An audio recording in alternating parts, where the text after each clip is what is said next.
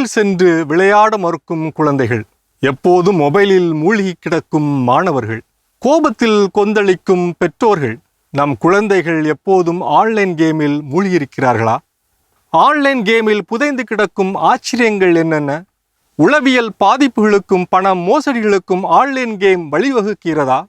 அதற்கான பதிலை வலை உலகத்தில் அருள்வாக்கின் ஒளியில் தேடுவோமா? மத்தேயு 25:1-13 10 கன்னியர் உவமை. மணமகனை எதிர்கொண்டு மணமகளின் தோழியர் 10 பேர் தங்கள் விளக்குகளை எடுத்துக்கொண்டு புறப்பட்டு சென்றார்கள்.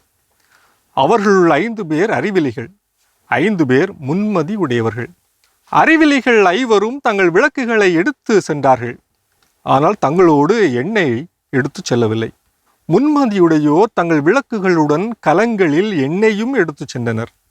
எல்லோர் கைகளிலும் விளக்குகள் இருப்பது போல இன்று எல்லோர் கைகளிலும் மொபைல் போன் இருக்கிறது.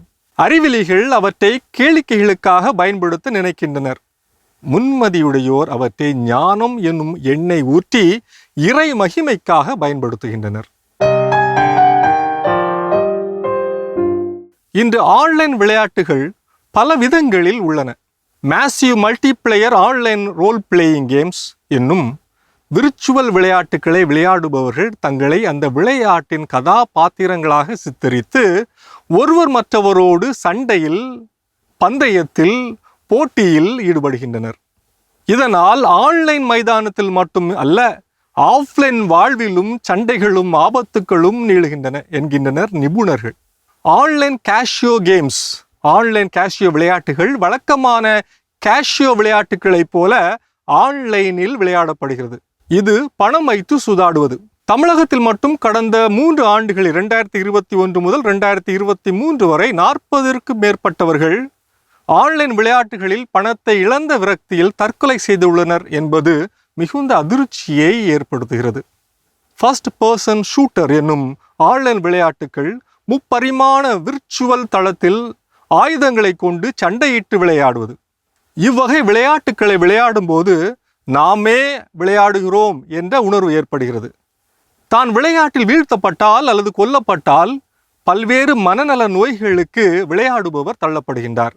ஆட்டக்காரர் வேர்சஸ் சூழல், பிளேயர் வேர்சஸ் என்விரான்மெண்ட் என்னும் வகை விளையாட்டு ஆட்டக்காரர்களை செயற்கை நுண்ணறிவோடு செயற்கையான ஆன்லைன் களங்களில் விளையாட வைக்கிறது.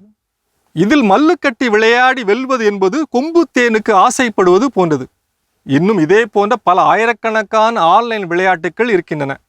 இந்தியாவில் 2025ஆம் ஆண்டில் ஆன்லைன் விளையாட்டு சந்தை 25 முதல் 30% அதிகரித்திருக்கிறது என்றும், ஆன்லைன் விளையாடுபவர்கள் 42 கோடியிலிருந்து 50 கோடியாக அதிகரித்திருக்கின்றார்கள் என்று புள்ளி விவரம் ஒன்று ஆன்லைன் விளையாட்டின் அசூர வளர்ச்சியை கோடிட்டு காட்டுகிறது.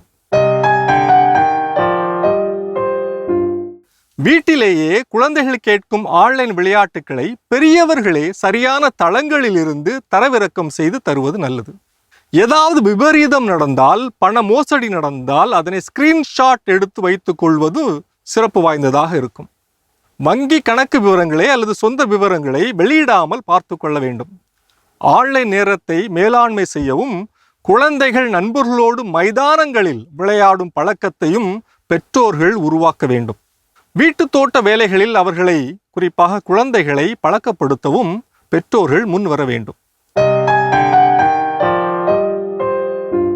இத்தகைய விளையாட்டு விபரீதங்களிலிருந்து நம்மையும் நம் பிள்ளைகளையும் பாதுகாப்பது நம் அனைவருடைய கடமை.